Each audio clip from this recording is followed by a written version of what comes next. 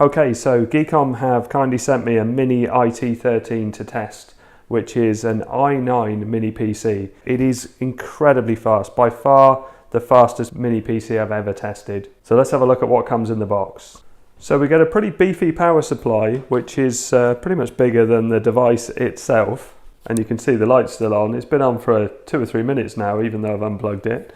And this is a 120 watt, 19 volt, 6.32 amp. So a really powerful adapter with a nice thickness plug on it. I always respect when they put a decent thickness plug. It also comes with a Clover cable, which is here. Full-size HDMI, a load of screws, and also a adapter to be able to fit it onto the back of a monitor.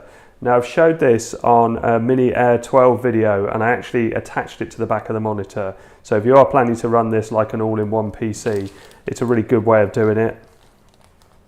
I've got some basic instructions and a welcome note from Geekom. And even though this is absolutely tiny, you see it in my hand there, it is a very, very small computer. It's still got loads of connectivity. So you can see we've got a couple of USB 3.2s on the front here and a 3.5mm jack. A micro switch power button. On the back, power supply. We've got a DisplayPort USB-C. We've got 2 full-size HDMIs. We've got another DisplayPort USB-C. So basically we can sort out 4 monitors in this, and I'll have a look at that in a minute. Ethernet, another USB 3.2, and I guess a USB 2.0 because it's black. And a full-size SD card slot. Now there is space to put more drives in this, and we'll have a look at that later on. And I'll also be trying something with displays that I haven't tried before. So let's go through some of the key specs. So the processor is a 13th gen i9 13900H, which has 14 cores, 20 threads, and it turbos to 5.4 GHz. So it's Bluetooth 5.2 and Wi-Fi 6E. It's got dual channel DDR4 RAM, 32 GB. It also comes with an M.2 drive, which is 2 TB. Now the bit I haven't tried before is connecting 2 touchscreen monitors to one computer to see if both of them work with touch. I haven't done this before because I don't think I've had one with 2 display ports that are connected. So here I've got a 10-inch WIMAXIT portable display, and that's got a connection on this side. So let's go with a short cable for that. I've got a little short high-end USB-C cable. So let's plug that in and plug that into one of these, not sure which one is the one. But then we've also got this WIMAXIT monitor, which is a 14-inch monitor, which also does the same USB-C. I've got a longer cable here. So let's plug that in into here and also into the other USB-C socket and switch on.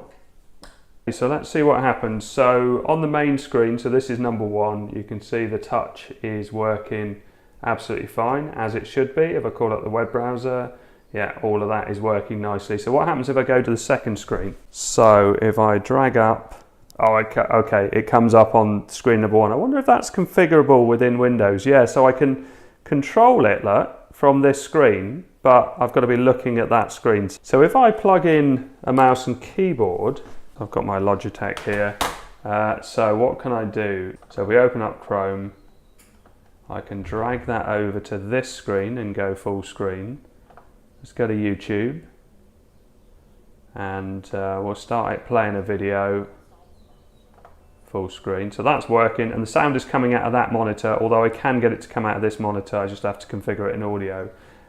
So what can I do on this screen? So yeah, I can still use this screen. So if I call up the Edge browser and I wanted to play, so let's go for YouTube and let's play a bit of one of my videos. Okay, so it's playing 2 videos at the same time. So one on the second screen, one on the main screen. Although the audio is not going to be independent. In fact, I can hear the audio from this coming through that screen.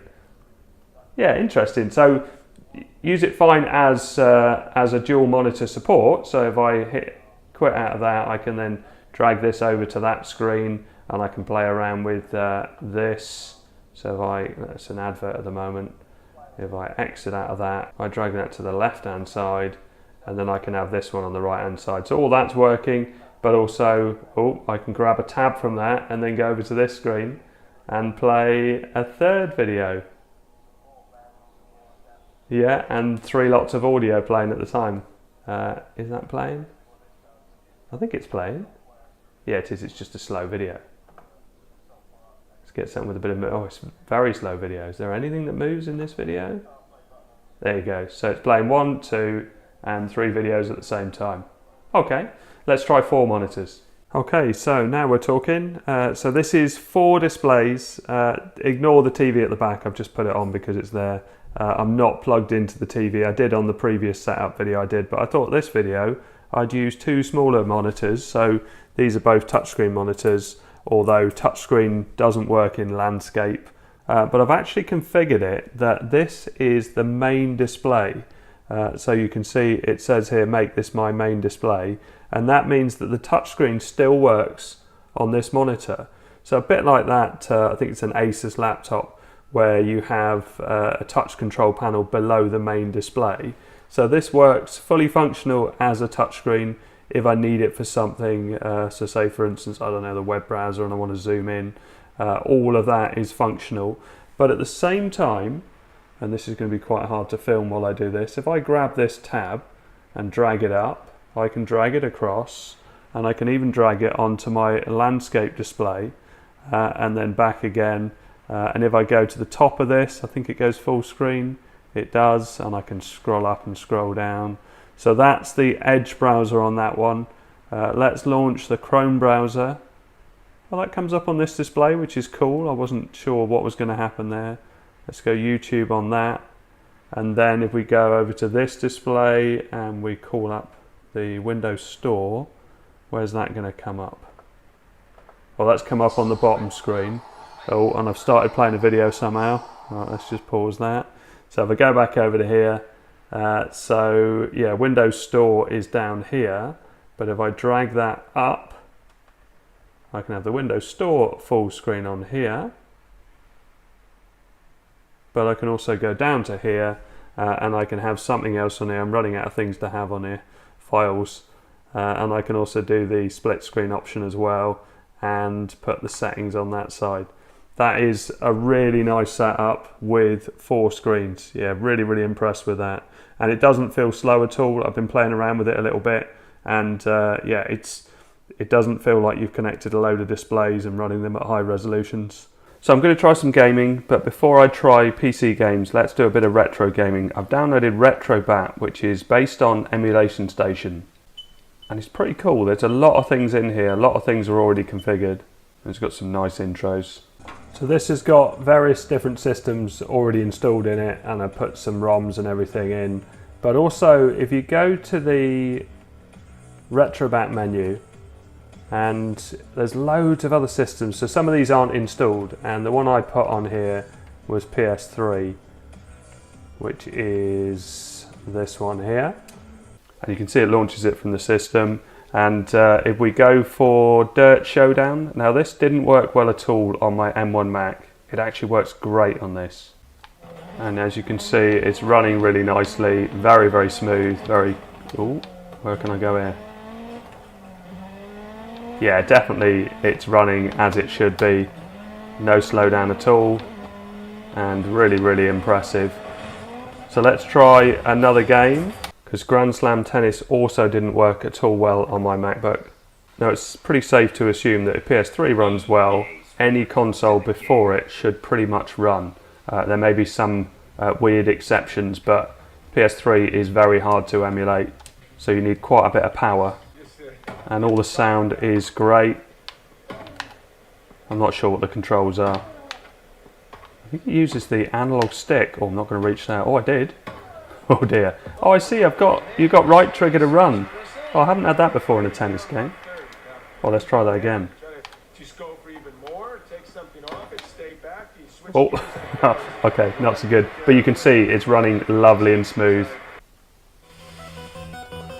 So if I quit out of this and go into Steam, and in my library I've got Rallycast 7. I was going to try Superhot with my VR. I'm not sure if that version works with my Meta Quest 2. So let's hit play. So I haven't changed any settings on this at all. I'm just running it on whatever it defaulted to. And my first race is on ice, which isn't ideal. Yeah, that feels good. Oh dear, good start. Okay, I've got to be a little bit slower as I'm on ice then. The handling's nice though. Yeah, I'm happy with that. I like this track with the sort of not a lot of room for error. Nice jump here. Oh dear. Oh, maybe didn't apply the brakes at the right time. Come on, recovery. Yeah, that's good. Really happy with that. Okay, I think I need to try some other games.